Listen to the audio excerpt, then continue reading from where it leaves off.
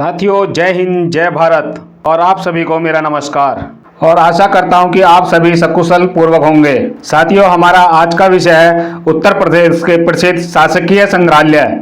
साथियों, आज हम इन संग्रहालयों को बहुत ही आसान याद करने की ट्रिक को बताने जा रहा हूं। साथियों, अगर आप हमारे चैनल पर पहली बार आए हैं तो कृपया चैनल को सब्सक्राइब करके नोटिफिकेशन बेल को ऑन करके ऑल के बटन को क्लिक करना ना भूलें। साथियों, आज की इस ट्रिक से सभी संग्रहालय आपको हमेशा के लिए याद हो जाएंगे। बस आपको करना यह है कि आपको वीडियो को बिना स्किप किए ध्यानपूर्वक समझना है। साथियों, अब ज़्यादा समय खराब ना करते हुए अब हम वीडियो को शुरू करते हैं। हमारा पहला संग्रहालय है राजकीय संग्रहालय। साथियों, राजकीय संग्रहालय लखनऊ में स्थित है और इसकी स्थापना 1863 ईस्वी में की गई थी। साथियों, अगला संग्रहालय है लोक कला संग्रहालय। साथियों, यह भी लखनऊ में ही स्थित है और इसकी स्थापना 1989 ईस्वी में की गई थी। साथियों, अब हम इन दोनों संग्रहालय को एक साथ एक ही ट्रिक से याद करते हैं। हम एक ही शब्द लेते हैं, राजलोक संग्रहालय लखनऊ। साथियों, राजलोक संग्रहालय से हम राज से लेते हैं राजकीय संग्रहालय और लोक से लेते हैं लोक कला संग्रहालय। दोनों ही संग्रहालय लखनऊ में स्थित हैं। साथियों, अब तो आप समझ ही गए होंगे, इसकी ट्रिक है राजलोक संग्रहालय लखनऊ और इनके सनों को हम इस प्रकार से याद रखते हैं, राज 1863 और लोक 1979 ईस्वी। साथियों, हमारी ट्रिक से संबंधित अन्य महत्वपूर्ण वीडियो देखने के लिए ऊपर आ रहे आइकन बटन को क्लिक करके भी देख सकते हैं। अगला संग्रहालय है मोतीलाल नेहरू बाल संग्रहालय। साथियों, यह इलाहाबाद में स्थित है और इसे 1957 ईस्वी में स्थापित किया गया था। साथियों, परीक्षा में इसे दो तरह से पूछा जाता रहा है, जो निम्न प्रकार से हैं। फर्स्ट, मोतीलाल नेहरू संग्रहालय, सेकंड, बाल संग्रहालय। तो इन्हें इसी तरीके से पूछ लिया जाता है कि मोतीलाल नेहरू संग्रहालय कहाँ स्थित है और दूसरे में पूछ लिया जाता है बाल संग्रहालय कहाँ स्थित है। तो दोनों का जवाब इलाहाबाद है। इसे हम ट्रिक से इस प्रकार याद करते हैं, लाल बाल संग्रहालय इलाहाबाद 1957। साथियों, अब तो आपको यह ट्रिक भी समझ में आ गई होगी कि हम मोतीलाल से लाल ले लेते हैं और बाल संग्रहालय से बाल ले लेते हैं, तो हमारी ट्रिक बन जाती है लाल बाल संग्रहालय। तो इसके सन को हम इस प्रकार से याद रख सकते हैं, लाल बाल 1957। अगला है राजकीय संग्रहालय। साथियों, यह झांसी में स्थित है और इसकी स्थापना 1978 ईस्वी में की गई थी। अगला है रानी महल संग्रहालय।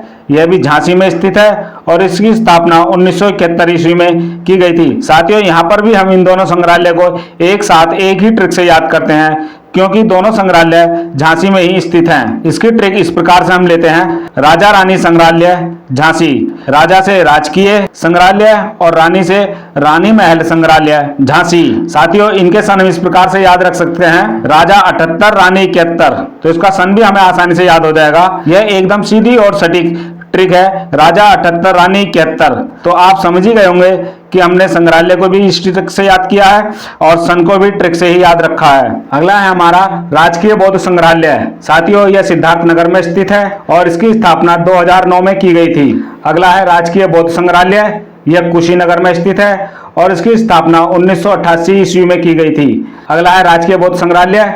साथियों, यह गोरखपुर में स्थित है और इसकी स्थापना भी 1988 ईस्वी में की गई थी।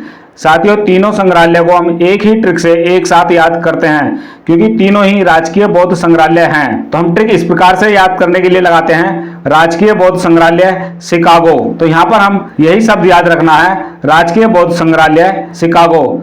यहाँ पर शिकागो के सी से हम लेते हैं सिद्धार्थ नगर और का से लेते हैं कुशीनगर और गो से लेते हैं गोरखपुर। साथियों, अब आप समझ ही गए होंगे कि हम कितनी आसानी के साथ इस ट्रिक से इन्हें तीनों संग्रहालय को याद रख सकते हैं। अगला है सारनाथ संग्रहालय। साथियों, यह सारनाथ में स्थित है और इसकी स्थापना 1904 ईस्वी में की गई थी। साथियों, इसके लिए किसी ट्रिक की आवश्यकता नहीं है, क्योंकि यह संग्रहालय शहर के नाम पर ही इसका नाम रखा गया है, सारनाथ संग्रहालय। साथियों, हमारी गंगा यमुना से संबंधित वीडियो जो ट्रिक से है उसे भी आप आइकन बटन से क्लिक करके देख सकते हैं। अगला संग्रहालय है इलाहाबाद संग्रहालय। साथियों, ये इलाहाबाद में स्थित है और इसकी स्थापना 1931 ईस्वी में की गई थी। साथियों, इसको भी याद करने के लिए किसी ट्रिक की आवश्यकता नहीं है, क्योंकि यह भी शहर के नाम पर ही इसका नाम रखा गया है। अगला है अंतर्राष्ट्रीय रामकथा संग्रहालय। साथियों, अंतर्राष्ट्रीय रामकथा संग्रहालय अयोध्या में स्थित है और इसकी स्थापना 1988 ईस्वी में की गई थी। साथियों, इसे हम इस प्रकार ट्रिक से याद रखते हैं, इसमें राम शब्द आता है तो भाइयों राम शब्द भगवान राम जी का स्थान से संबंधित कर लेते हैं इसको हम। तो भगवान राम जी का जन्म कहाँ हुआ था? तो अयोध्या में। तो साथियों, जहां राम कथा शब्द आ रहा है तो हम उससे तुरंत पहचान लेंगे कि राम कथा संग्रहालय अयोध्या में स्थित है। अगला है स्वतंत्रता संग्राम संग्रहालय। साथियों, स्वतंत्रता संग्राम संग्रहालय मेरठ में स्थित है। इसकी स्थापना 1995-96 में की गई थी। साथियों, इसे भी हम इस ट्रिक से इस प्रकार याद रखते हैं। साथियों, सभी लोग जानते हैं कि स्वतंत्रता संग्राम कहां से आरंभ हुआ था। साथियों, सभी को यह ज्ञात है कि यह मेरठ से ज्ञात हुआ था। तो इसमें स्वतंत्रता संग्राम शब्द आया है तो इससे हम आसानी से याद कर लेंगे कि यह मेरठ में स्थित है। अगला है साथियों राजकीय संग्रहालय। साथियों, यह मथुरा में स्थित है और इसकी स्थापना 1874 ईस्वी में की गई थी। अगला है राजकीय जैन संग्रहालय। यह भी मथुरा में स्थित है और इसकी स्थापना 2003 में की गई थी। साथियों, इसके लिए हम ट्रिक इस प्रकार से लगाते हैं, राजकीय संग्रहालय से हम लेते हैं रा और राजकीय जैन संग्रहालय से लेते हैं जे और संग्रहालय से लेते हैं से। तो हम इन तीनों को शब्दों को मिलाते हैं तो हमारा शब्द बनता है राजेश।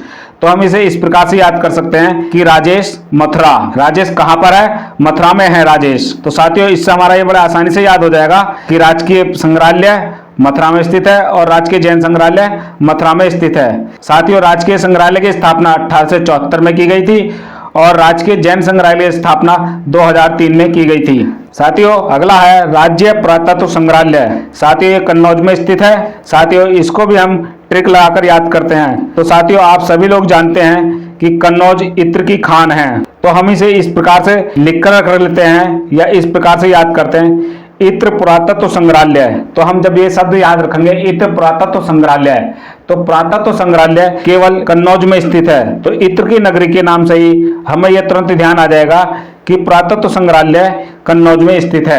अगला है डॉक्टर भीमराव अंबेडकर संग्रहालय। साथियों, ये रामपुर में स्थित है और इसकी स्थापना 1999 में की गई थी। साथियों, यहाँ पर हम ट्रिक लगाते हैं, अंबेडकर से हम ले लेते हैं शब्द आजम खां, क्योंकि आजम खां रामपुर के सांसद रहे हैं और उन्हीं के द्वारा इस संग्रहालय का लोकार्पण किया गया था। तो साथियों, हम ध्यान रखेंगे कि आजम खां से अंबेडकर, तो अंबेडकर संग्रहालय फिर कहाँ स्थित होगा?